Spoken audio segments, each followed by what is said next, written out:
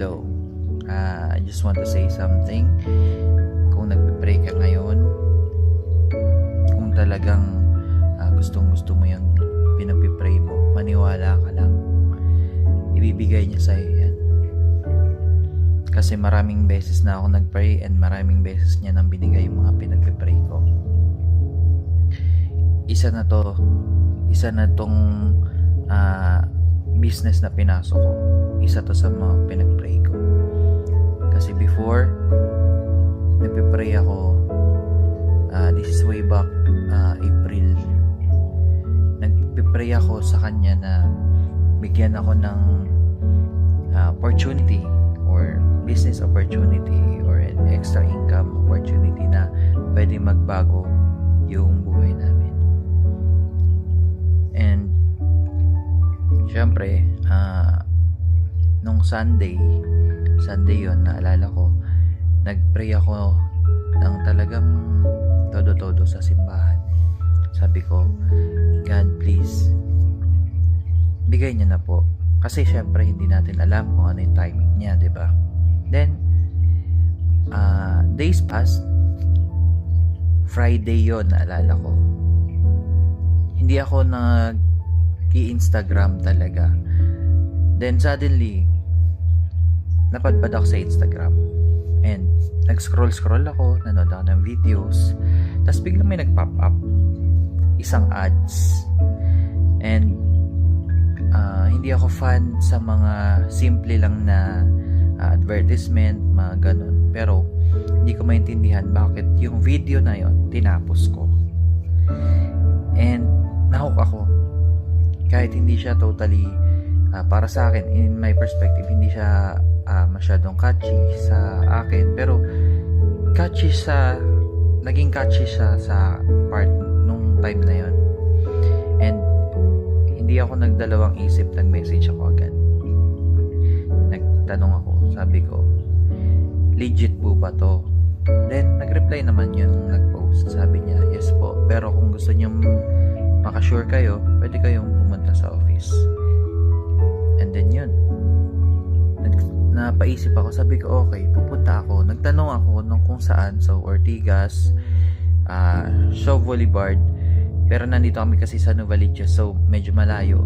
Hindi ako masyado nag-effort sa mga ganon. Then gabi noon, nag-discuss kami ng partner ko kung pupunta kami or hindi. So nung gabi na, sabi ng partner ko, sabi niya, sure ka ba? Legit ba yan? Kasi hindi mahirap magtiwala. So sabi ko naman, hindi ko sure, pero try natin, tingnan natin, kasi wala pa namang mawawala. So yun, nag-agree kami na pupunta. Pero kinaumagahan, kinausap ko ulit si God. Nag-pray ulit ako. Sabi ko, God, bigyan mo po ako ng sign kung talagang ito ay para sa amin. Tapos may biglang parang may bumubulong. Anong sign ba hinahanap mo? Sabi niya. Sabi ko, oo nga no. Anong sign nga ba? Then suddenly nag-isip ako. Sabi ko, eto po, pag na-excite yung partner ko after namin doon pumunta, pag na-excite siya, sabi ko, eto na po yun. So ayun, pumunta kami. Then gabi na kami nakapunta actually, kasi nga medyo hesitant kami pareho. Sabi ko, tutuloy pa ba or hindi na? Tutuloy pa ba or hindi na? Pero sabi ko nga, magtiwala lang. So nagpunta kami doon, in short.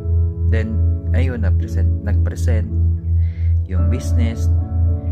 And at that moment mismo, na nagustuhan namin yung business. Nag-start na kami agad, walang isip-isip, hindi na namin inaral kasi nagtitiwala nga kami na kaya namin. Then syempre, pagpa-uwi namin, sobrang excited namin pareho ng partner ko. And then biglang may bumulong sa isip ko, sabi, ito na yung sign mo.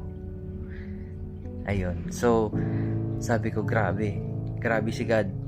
sabi ko, hindi to alam ng partner ko na yun yung hiningi kong sign. Na pag na-excite siya, ito na yun. So, ngayon, naniniwala ako na itong business na to, ito yung magbabago ng buhay namin. Itong business na to, ito yung mag-aahon sa amin sa kahirapan. Itong business na to, ito yung magpapaganda ng mga next generation, mga buhay ng next generation at susunod pa sa amin. So, naniniwala ako na marami pang matutulungan tong business na to. And, isa sa pinagpipray ko, na yung opportunity na ibibigay sa akin is makakatulong sa ibang tao and gagamitin ako as a tool para makatulong sa iba. So, since itong business na to is ganon, I think my prayer has been answered. Basta yun, nasagot yung prayers ko. And ikaw na nag-pray ngayon na gusto mo magkaroon ka ng extra or business opportunity, maniwala ka lang, magkakaroon ka. And syempre, kailangan mo rin gawa ng action yan. Kailangan mong gumalaw. Hindi lahat ng pinagpanalangin mo makukuha mo kung hindi ka gagalaw. So, may kasabihan nga tayo na nasa Diyos ang awa, nasa tao ang gawa. Huwag puro tiwala lang. Kasi kailangan mong gumalaw pa rin. And thank you Lord. Maraming salamat kasi dahil dito meron na rin kaming nakuha, may resulta na rin kaming mga nakita. So ibig sabihin talagang very legit tong company na to. Marami nang nagpatunay, marami nang umasenso. So yun din ang tinitingnan namin na daan. Kumbaga nakalatag na yung daan, dadaanan na lang namin. So yun yung inaantay namin mangyari din, makarating din kami doon. So syempre maraming kailangang pagdaanan, maraming kailangang gawin, pero dahil negosyo, normal yun. So may sinabi nga yung may-ari ng company na to na magtuloy ka lang, huwag kang hihinto, and matirang mayaman, sabi niya.